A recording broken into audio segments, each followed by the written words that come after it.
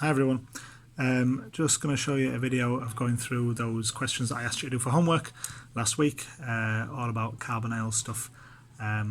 So yeah, I said it was only sort of 20 or 30 minutes worth of work at the most, but I'll go through that and see, so you can self-assess it at home and see how you did. So we're starting off with an unknown colourless liquid with a molecular formula C4H8O, and it was thought to be either butanal, but3N1-ol or butanone, but we're not sure. So we need to state a simple chemical test that could positively identify butanal only. Now if you look at the butanal structure, it's effectively an alkane with a aldehyde functional group. So because that's the only functional group on this structure, that's the only thing we can be looking to test for.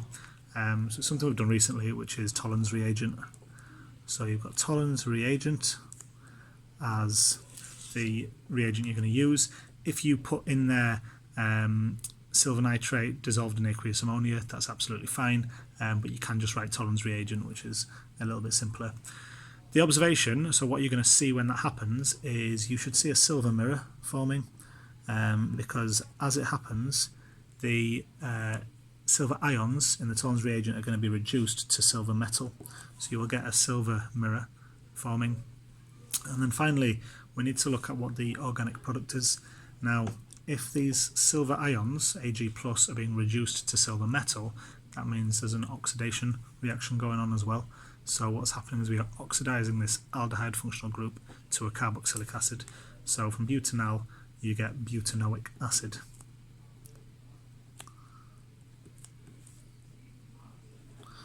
So that's your first couple of marks. We then want to look at a chemical test which will allow us to identify but3N1-ol and only but3N1-ol. So this time the reagent, you're going back to year 12 and you're thinking about how can I identify an alkene, because we've got two functional groups in here, an alkene and an alcohol, but it's simplest with the alkene. So the reagent you're looking for is bromine, Br2, or if you want to put, you can just write bromine water. And the observation, as you should see, is the bromine water should go from orange to colourless. So you are decolorizing the bromine. Okay, so it goes from orange to colourless. Now that type of reaction is an addition reaction. It's an electrophilic addition reaction. So electrophilic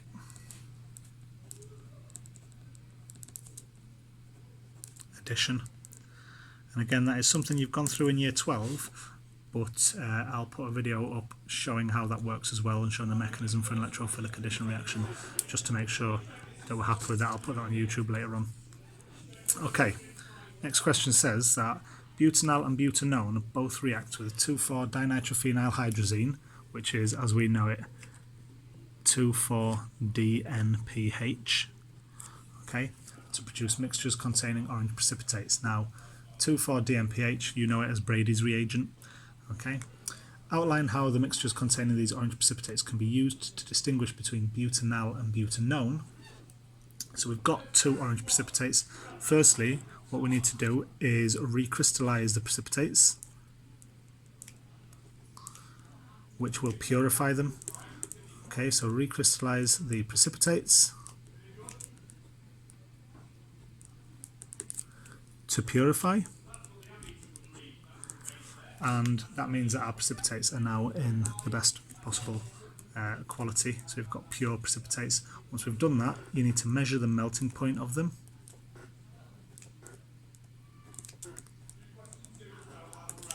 And finally, once you've measured the melting point, you need to compare that to known values or from data book values. Compare to data book values. Now, the reason we have to recrystallize, as I said, is to purify the precipitates. If we don't purify the precipitates, you will not get a specific melting point. Your melting point will be over a range, and if you've got a melting point over a range, you can't compare to your data book values. So it's really important to recrystallize those precipitates before you go on to do the rest of it. Okay, next question. Question 2. It says, in the lab, ethanol can be oxidized with acidified potassium dichromate.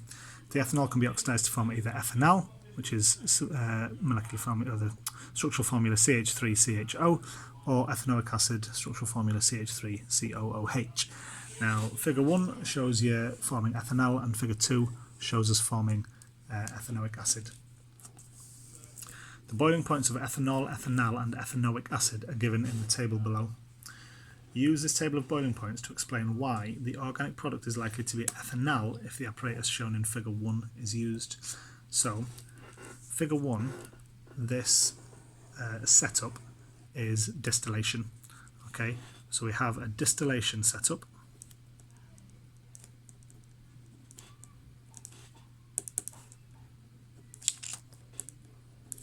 Okay, so we've got a distillation setup, and what that means is that as our product is formed, which in this case we're saying it's ethanol, once it's being formed it will evaporate and it can condense down the tube, and your product is going to be here.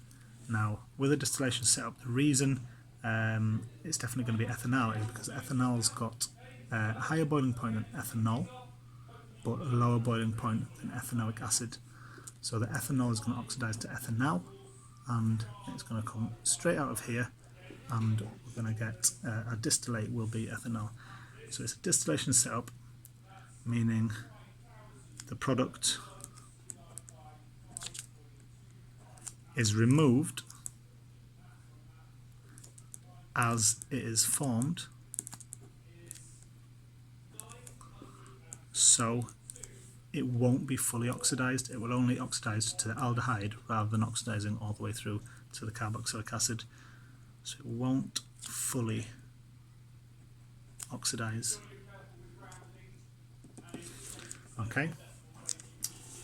Whereas if you're using the apparatus in figure 2, which is a reflux setup, there's no way that the product can escape, and therefore it's going to be fully oxidized, which will oxidize from the alcohol through the aldehyde straight to the carboxylic acid.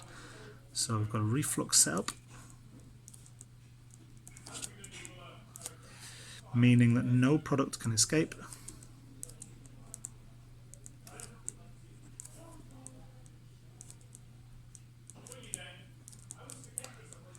So fully oxidized. Okay. So distillation setup, you'll only get partial oxidation because you'll oxidize to the aldehyde, and the aldehyde will be able to escape. But then reflux setup, you're going to get your carboxylic acid because it will be fully oxidized. Right. Last couple of questions now. Write a balanced equation for the oxidation of ethanol to ethanoic acid using square brackets around an O to represent the oxidizing agent. So you're starting off with your ethanol, which has the formula C2H5OH. We're adding an oxidizing agent, but we're told here that it goes from ethanol to ethanoic acid. So it's first going to be oxidized to ethanal and then going to be oxidized again to ethanoic acid. So we need 2 of our oxidizing agents. Your product, your organic product, is going to be your ethanoic acid, which is CH3COOH, and in that you're also going to have 1 water molecule formed.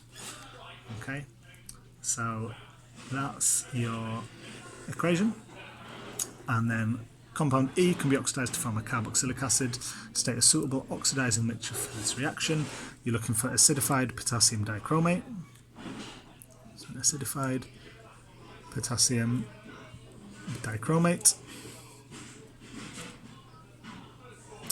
but you don't have to write it out like that. If you would like, you can put H plus slash K2 Cr2O7, and that is the acidified, and that's the structure of potassium dichromate, so either one is fine. Last question says, write a balanced equation for the oxidation of compound E using, again, O in square brackets to represent the oxidizing mixture.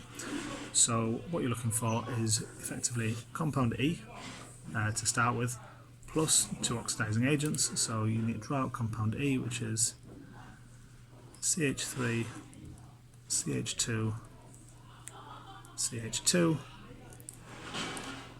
You've got another methyl group up here, double bond to that carbon, hydrogen, and you've got CH2OH.